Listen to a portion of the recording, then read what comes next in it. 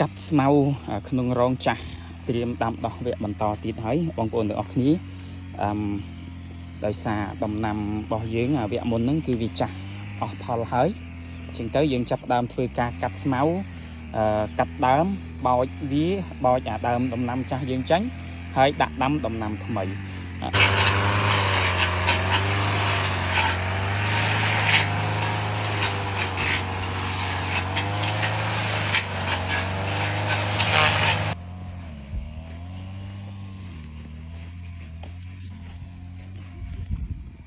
ជុំមកក៏កណោស្មៅប៉ុន្តែបោកហើយហ្នឹងបង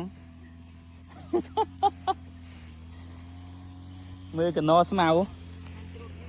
អូឡើងលិចក្បាលហើយនេះ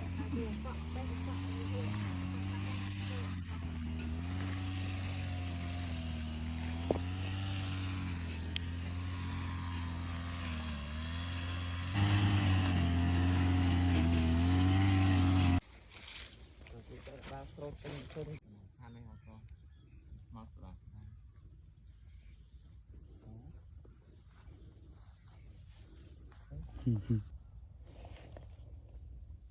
បាទទៅដែរស្មាគោអានេះយ៉ាបាត់